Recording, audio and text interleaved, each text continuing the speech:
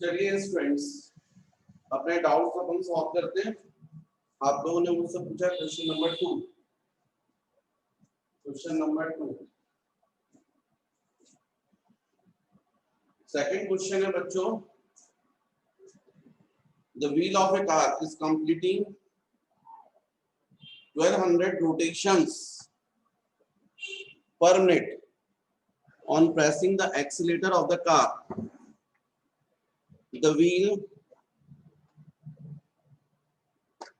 makes 4500 rotations per minute after 10 seconds. Compute the rotations also during this interval of time. The wheel of a car is completing 1200 rotations per minute. अब rotation पर second हो गया, minute को मैंने second में convert कर दिया। N1 cancel हो गया, कुल मिलाकर 20 RPS। RPS का मतलब रोटेशन पर सेकंड, फ्रीक्वेंसी हो जाएगी। On pressing the accelerator of the car, the wheel makes 4500 rotations per minute, and 2 is equal to 4500 by 60 rotations per second per minute है ना, तो कन्वर्ट कर लिया अपन ने। 7.5 RPS the first frequency, ये सेकंड फ्रीक्वेंसी। कितने टाइम में? 10 second. Compute the angular acceleration alpha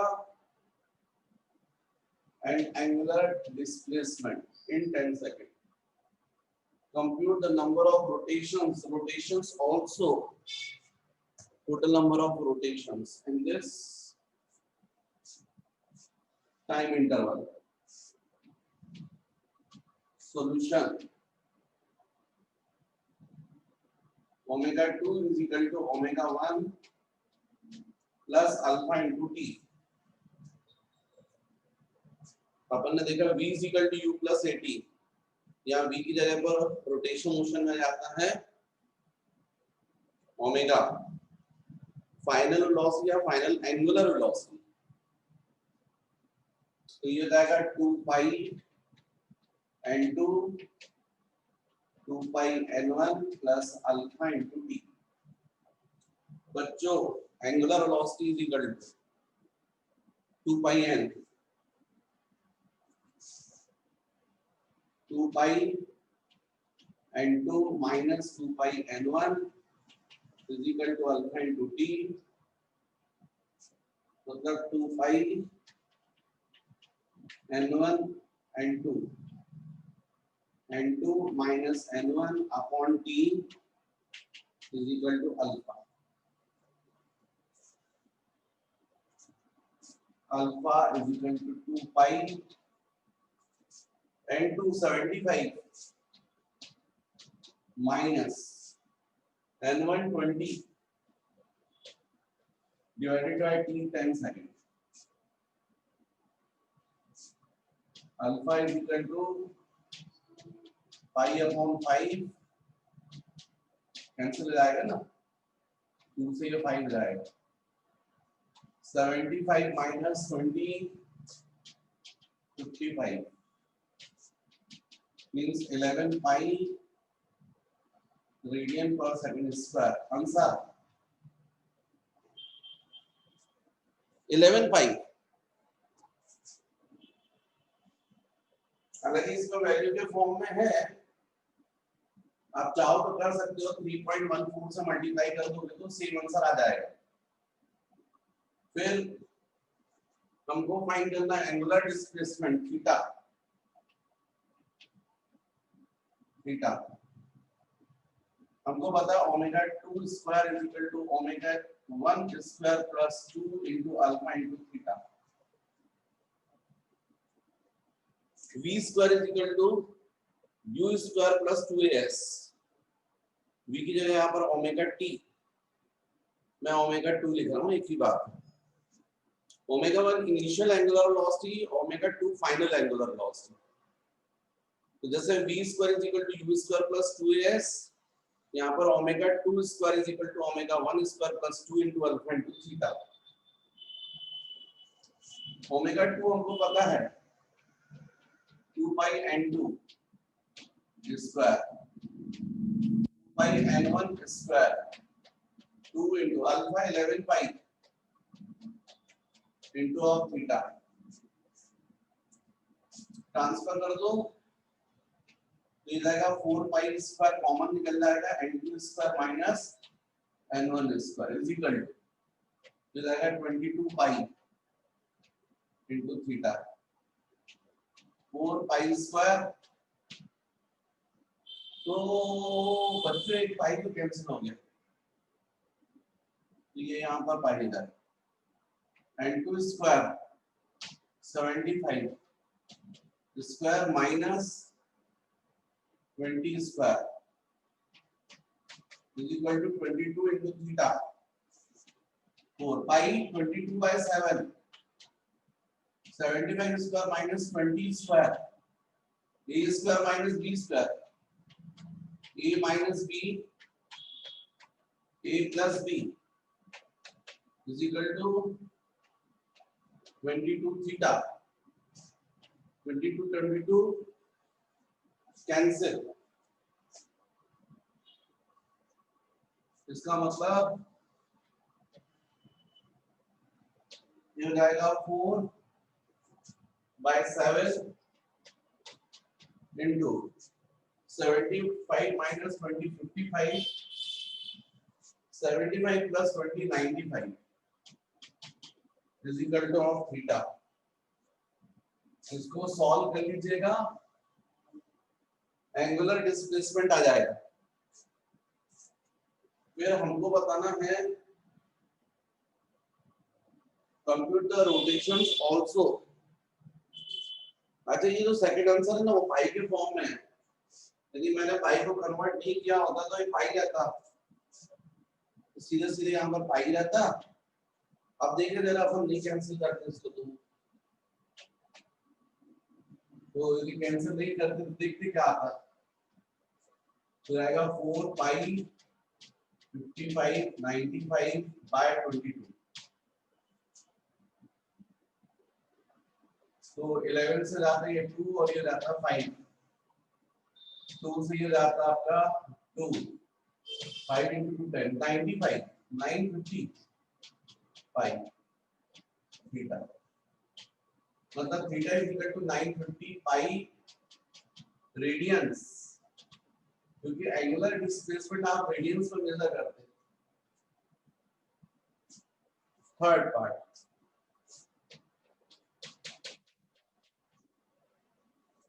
ये सेकंड हो गया और ये फर्स्ट पार्ट है। देखिए क्वेश्चन में 3 क्वेश्चन पूछे हैं। टोटल नंबर ऑफ रोटेशन, एक रोटेशन होगा तो एंगुलर डिस्प्लेसमेंट कितना होगा? 360, मतलब 2 पाई रेडियन। तो since 2 pi radian is equal to 1 rotation, कितने टाइम में कितना एंगुलर डिस्प्लेसमेंट हुआ है? 950 पाई रेडियंस। इसका मतलब कितना rotation? 1 into 950 pi upon 2 pi, pi cancel,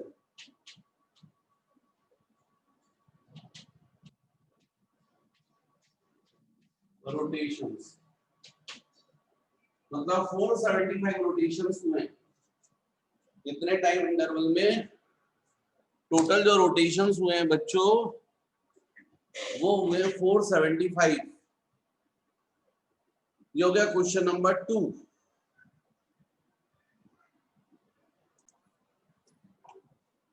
तो बच्चों ये हुआ क्वेश्चन नंबर 2। नेक्स्ट यदि हम बोलते हैं क्वेश्चन नंबर 4, तो 4th क्वेश्चन में हमको मास गिवन है 1 kg। और जो बॉडी है वो rotating on a circular path of diameter 2 metre, तो इसका मतलब रेडियस हो जाएगा 1 मीटर। 10 रोटेशंस में कितना टाइम लग रहा है? 31.4। इसका मतलब 1 रोटेशन में कितना टाइम लगेगा? 31.4 बाय 10 मतलब 3.1। भाई 10 रोटेशंस, इसमें कितना टाइम? 31.4 तो 1 रोटेशन में 31.4 बाय 10 तो 3.14। 1 रोटेशन में जो टाइम लगता है उसको हम बोलते हैं टाइम पीरियड। ये टाइम पीरियड की वैल्यू आ गई। अब इसमें भी फर्स्ट हम बोलते हैं एंगुलर मोमेंटम L फाइंड करना है और सेकंड रोटेशनल काइनेटिक एनर्जी किया। यदि ये दो चीजें आपको फाइंड करनी है तो angular momentum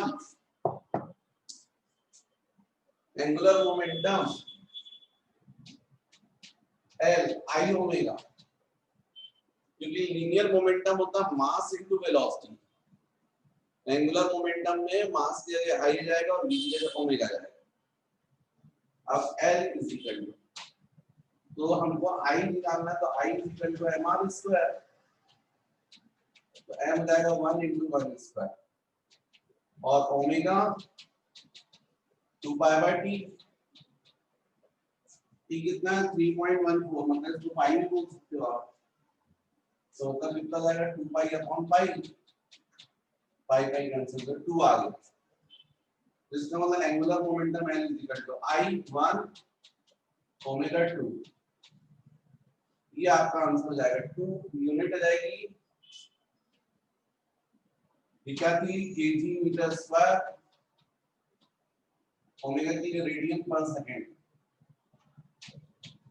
KG metre square radian per second. उसके अलावा second rotational kinetic energy half I into omega square, half I1 या I1 और ओमेगा कितना है? 2, तो 2 square, 1 2 cancel, equal to 2 joules. तो रोटेशनल काइनेटिक एनर्जी इसका आंसर आ जाएगा 2 जूल्स। ये हो गया question number 4।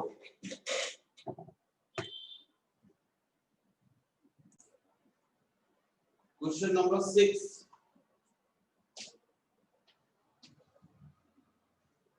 mass of 2 kg is rotating on a circular path of radius 0.8 meter with angular velocity of 44 radian per second. If the radius of the path becomes 1 meter, what will be the value of angular velocity? अरे भाई, जो body है उसका mass given है हमको 2 kg और radius है 0.8 metre और ये रोटेट कर रही है 44 रेडियन पर सेकेंड से। बाद में आपने रेडियस R2 कर दिया 1 मीटर, तो न्यू एंगुलर वेलोसिटी फाइंड करनी है। जैसे होता है ना, ये हॉलो पाइप है छोटा सा, वो धागे की रील आती है, दर्जियों के पास रहती है। वो रील में मान लीजिए आपने यहाँ से एक थ्रेड डाल दिया धागा और दूसरे एंड पर एक पत्थर बांध दिया और इसको आप क्या करवा रहे हो? इस तरीके से इस एक्सिस के अबाउट रिवॉल्व करवा रहे हो। जब वो घूमने लग गया तो रेडियस 0.8 था, तो धीरे से जो थ्रेड उसको ढीला कर दिया, तो ऐसा होने से रेडियस बढ़ गया और ऐसा होने लगा। तो आपने अलग से टॉर्क नहीं लगाया है, रोटेट करते करते आपने रेडियस चेंज कर दिया। एक्सटर्नल टॉर्क एब्सेंट है। In the absence of external torque, by law of conservation of angular momentum,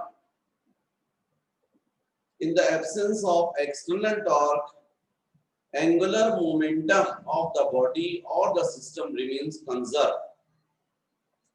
What is angular momentum? If the by law of conservation of angular momentum, if external torque is equal to 0, then L is equal to I into omega is equal to constant. Therefore, I1 omega 1 is equal to I2 omega 2. What is I1? M into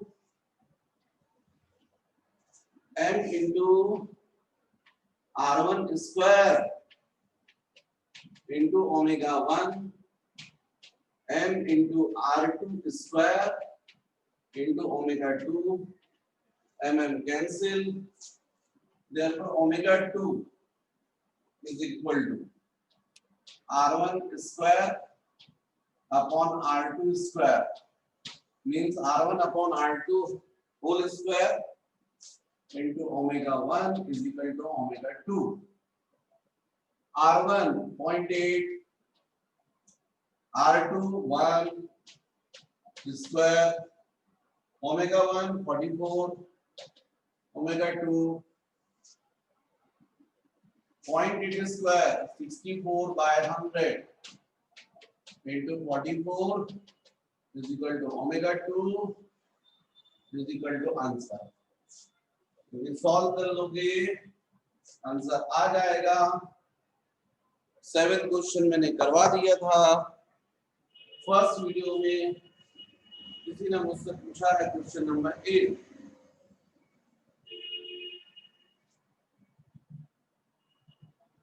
ये कर लेना बच्चों, ये मेरे से नहीं बनता calculation करते. मैं यहीं पर वीक हूँ. कर लोगे ना कैलकुलेशन की. तुम बोलोगे हम भी वीक हैं तो हम नहीं आते. हमको थोड़ी एग्जाम में बैठना है. आप कर लेना. Question number 8. The moment of inertia of two rotating bodies A and B are IA and IB, where IA is greater than IB and their angular momentum are equal. Which one has greater kinetic energy? Bodies हैं और हमको बोला IA it is greater than IB. Angular momentum LA is equal to LB. तो किसकी kinetic energy जो है वो ज्यादा होगी? अरे LA is equal to IA, omega A is equal to IB omega B. Solution. भाई हमको बोला L is equal to LB, angular momentum is equal to L is equal to I omega. ये जाएगा IA या omega A upon omega B is equal to IB upon IA. अब rotational kinetic energy A upon AB is equal to ये जाएगा half IA omega A square. Rotational kinetic energy का formula half I into omega square. यहाँ पर जाएगा half IB into omega B square.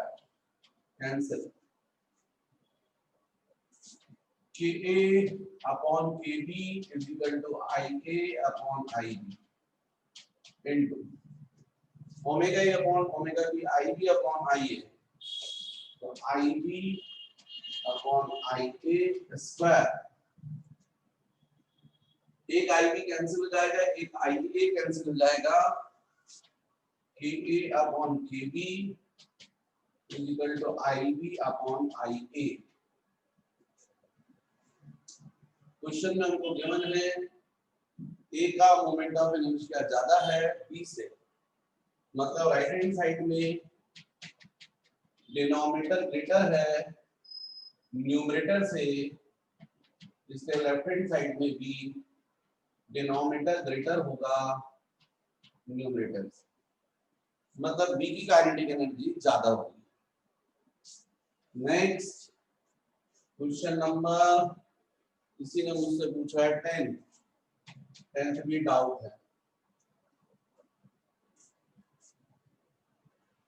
An automobile moves on a road with a speed of 10. Question number 10. An automobile moves on a road with a speed of 54 into 5 by 18 metre per second, क्योंकि kilometre per hour में given है 1 kilometre per hour is equal to 5 by 18 metre per second.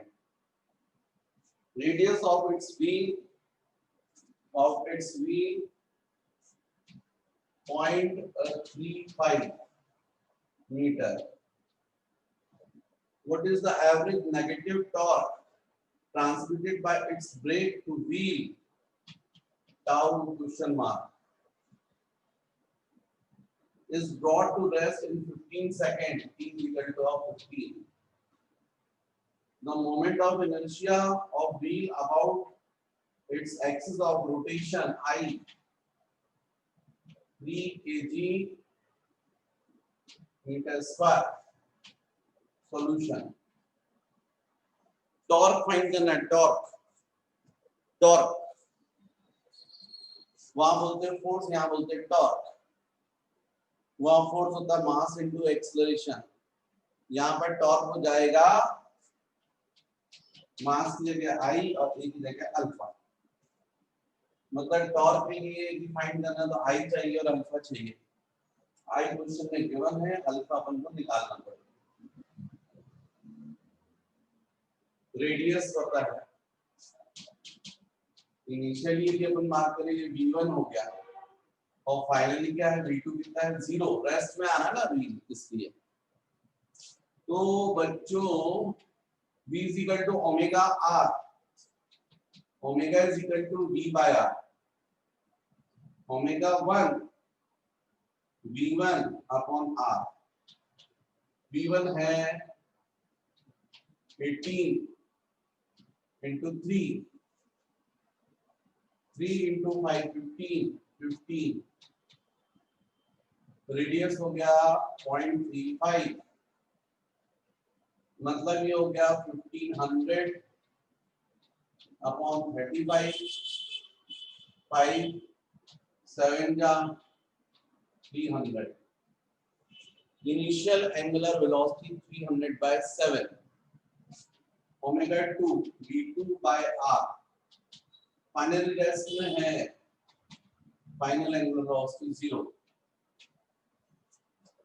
v is equal to u plus at, omega 2 is equal to omega 1 plus alpha into of t, omega 2 0, omega 1 300 by 7 plus alpha into t 15। इसको आप transfer कर दीजिए, alpha निकल आएगा 300 by 7 into 15 minus, क्योंकि इसको transfer करोगे left side को तो नेगेटिव हो जाएगा, 15 से ये हो गया 20 तो माइनस 20 by 7। जब आपको अल्फा मिल गया है, आई आपको क्वेश्चन में गिवन है, तो अब कुछ बचा ही नहीं, सीधे आपका आंसर आ जाएगा। तो मेरे पास भी जगह नहीं बची है, हाँ मैंने जगह निकाल ली, यहाँ पर ये अल्फा आ गया, तो ये torque tau equal to I alpha, तो आई हो गया 3 और अल्फा हो गया -20 by 7। मतलब नेगेटिव टॉर्क आ गया।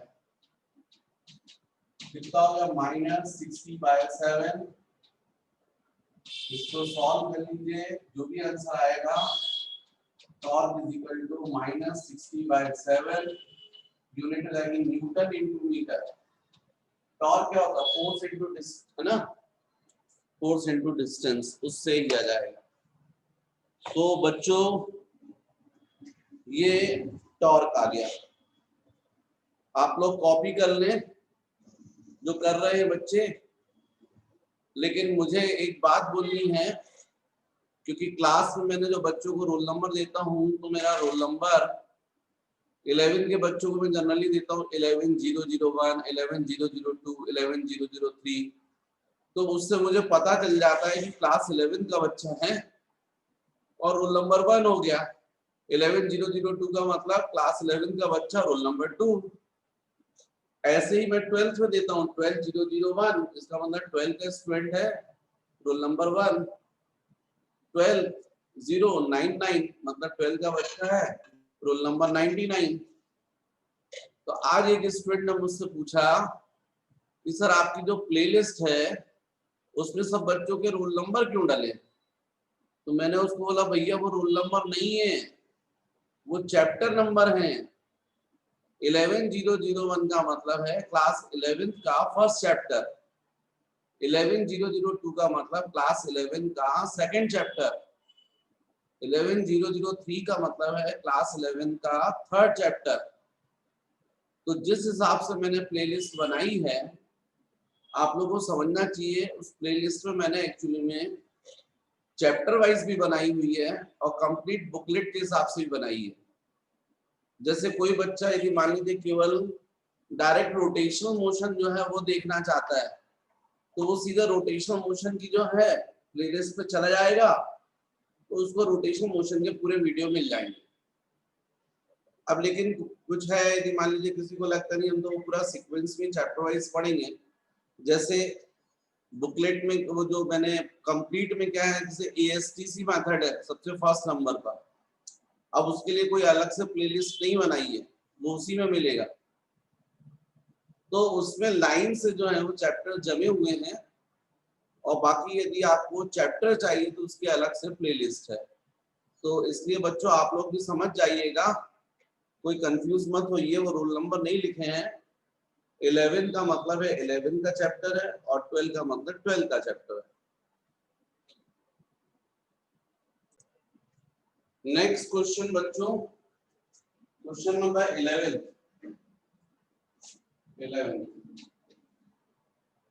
The bucket of mass 8 kg is supported by a light rope wound around a solid wooden cylinder of mass 12 kg.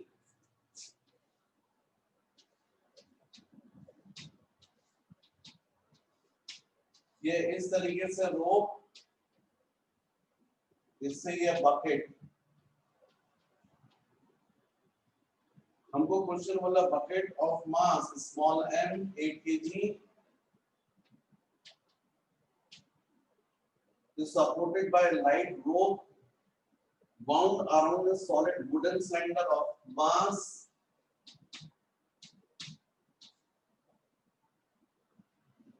12 kg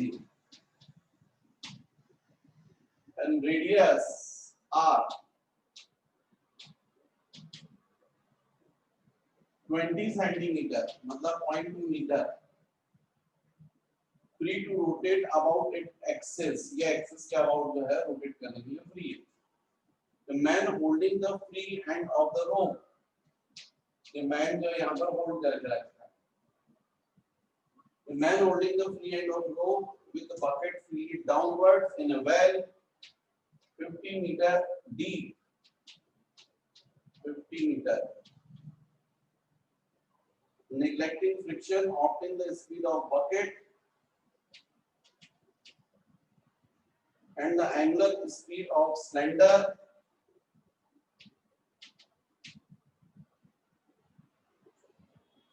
just before the bucket enters the water. ये है बच्चों question.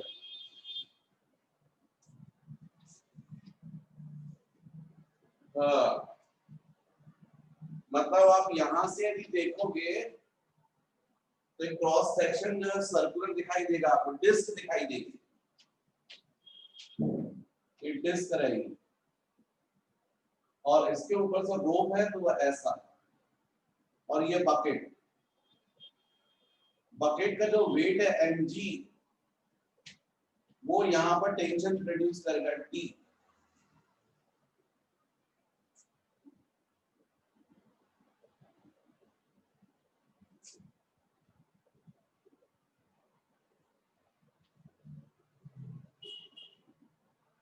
और यहाँ पर wait जो रहेगा वो डाउनवर्ड mg, ये बकेट यहाँ टेंशन लगाएगी T और ये भी इसके ऊपर सेम T, अपोजिट डायरेक्शन में एक्शन रिएक्शन। मान लीजिए डाउनवर्ड डायरेक्शन में एक्सेलरेशन है A, ये डिस्क का सेंटर और ये हो गया रेडियस R। अब ये बकेट यदि डाउनवर्ड जा रही है तो definitely mg minus T net force इस पर ऑन बकेट, इस पर नेट फोर्स हो जाएगा mg minus T। Net force होता है बच्चों मास इनटू एक्सेलरेशन। तो ये एक इक्वेशन बन रहा है, यहां पर इस सिलेंडर को जो टेंशन है वो टेंशन की वजह से टॉर्क लगेगा और टॉर्क की वजह से ये सिलेंडर रोटेट करेगा। स्वाभाविक यहाँ पर टॉर्क हो जाएगा T इंटू R, क्योंकि T फोर्स लगेगा, टेंशन जो है वो उसी को अपन फोर्स बोल रहे हैं, और ये R तो टॉर्क होता है फोर्स इनटू परपेंडिकुलर डिस्टेंस।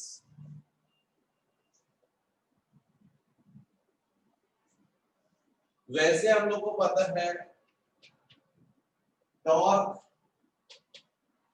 तो ट्रांसलेटरी मोशन में टॉर्क की जगह पर फोर्स होता है, force is equal to mass into acceleration. तो रोटेशनल मोशन में फोर्स की जगह अपन बोलेंगे टॉर्क, तो मास की जगह I इंटू अल्फा। यदि हम इन दोनों को इक्वेट कर दें 2 और 3 को, तो हम लोग बोल सकते हैं by 2 and 3 T into R is equal to I into alpha.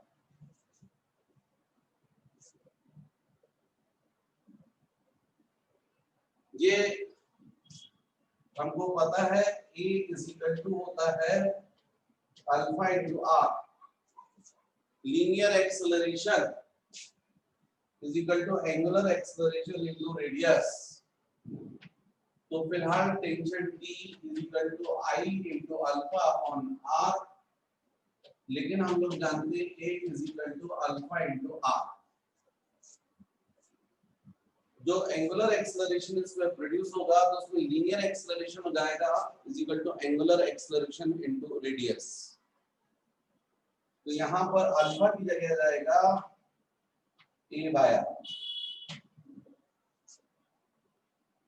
और रहा सवाल इस मोमेंट ऑफ इनर्शिया का, तो मैंने आपको सिलेंडर के केस में बताया है कि यदि इस हॉरिजॉन्टल एक्सिस का अबाउट रोटेट करोगे तो जो डिस्क का केस होगा वही लगेगा। तो डिस्क का मोमेंट ऑफ इनर्शिया मैंने आपको बताया था हाफ mr स्क्वायर। तो यहां पर हो जाएगा T I की जगह half m into r square. What is capital M? Mass of cylinder, वही डिस्क के लिए प्रूव करेगा अपॉन r, और अल्फा हो जाएगा a बाय r।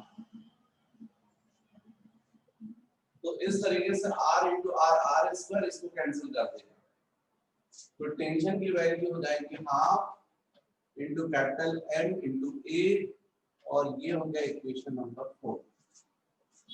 तो हमने यहाँ सॉल्व करके टेंशन की वैल्यू कैपिटल एन थीटा उसमें निकाल ली है। अब हम इक्वेशन नंबर 1 में t की वैल्यू सब्स्टिट्यूट कर देंगे। तो बाय 1 एंड 4, और चाहो तो 1 प्लस 4 कर दो। चलो 1 प्लस 4, तो mg minus T plus T is equal to, right hand side में जाएगा small N A plus half of capital N, minus T plus T को कैंसिल कर देगा, small N B is equal to A common निकल गया, small N plus capital N by 2। यहाँ पर small N का मतलब है मास ऑफ बकेट, तो वो है 8 g10, लीनियर एक्सेलरेशन a, और स्मॉल एन का मतलब 8, capital N mass of cylinder 12 by 2।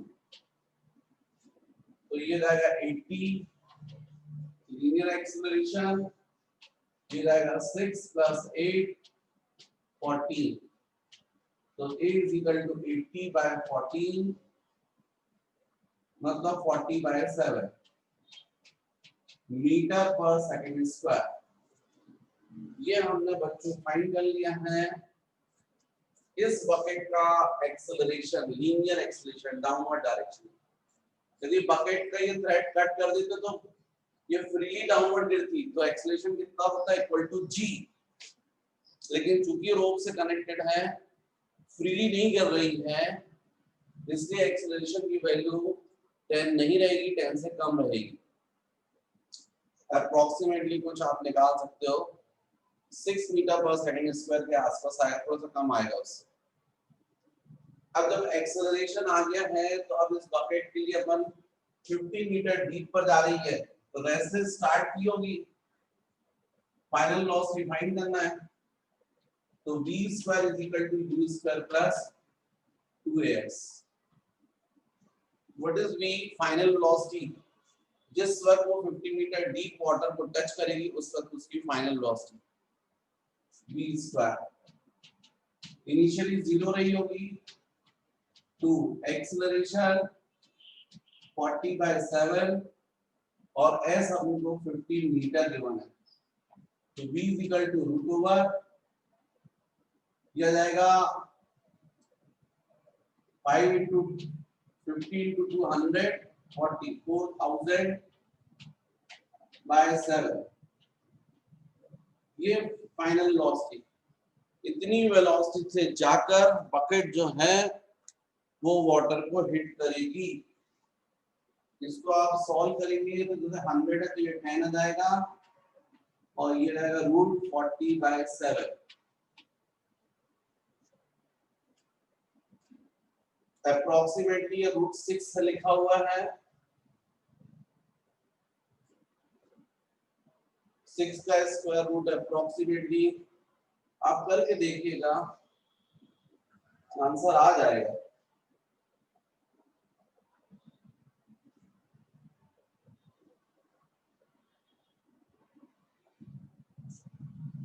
Answer आ जाएगा बच्चों इससे।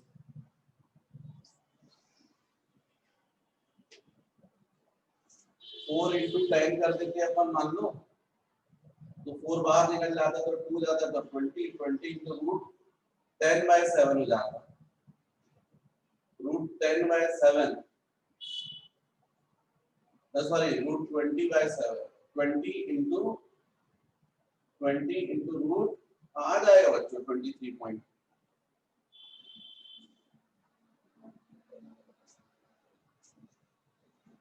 फोर्टी के आसपास, एक तो 49 है, 40 है, 36 है, यदि 36 करते आप 36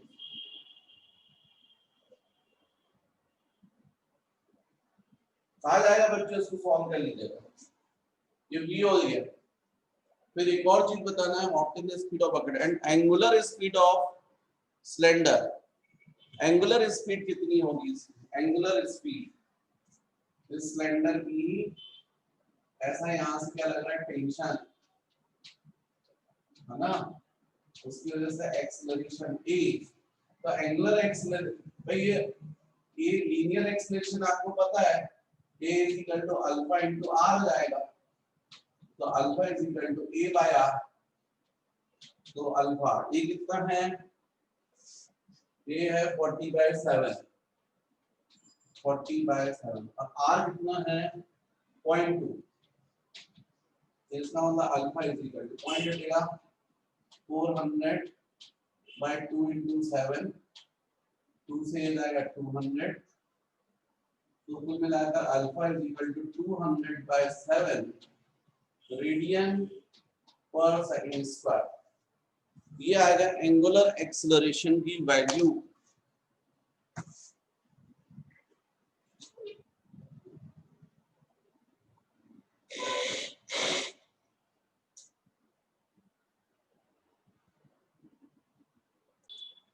यहाँ पर जो एंगुलर एक्सेलरेशन मैंने निकाला वो पूछे ही नहीं, हमने एंगुलर स्पीड पूछा है।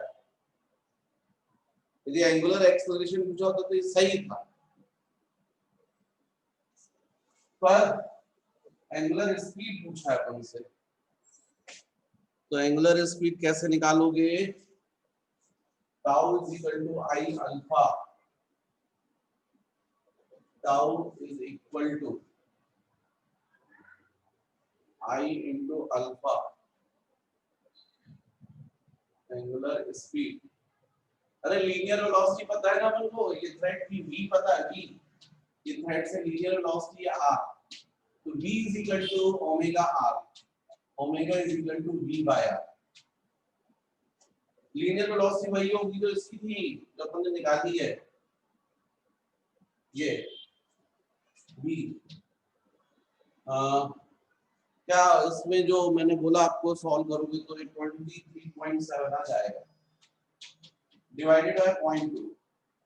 तो v is equal to 237/2, 1178.5 metre per second, 118.5 metre per second. ये आ जाएगी आपकी angular velocity. Omega is equal to v by r, v की वैल्यू मैंने रखी 23.7 जो आपने निकाली है।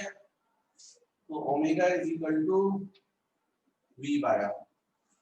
भाई v is equal to omega, तो omega is equal to v by r, v की वैल्यू रख दी अपन ने। ये जो वैल्यू आपकी आ रही है 23.7 मीटर पर सेकंड। हमको एंगुलर वेलोसिटी पूछा था,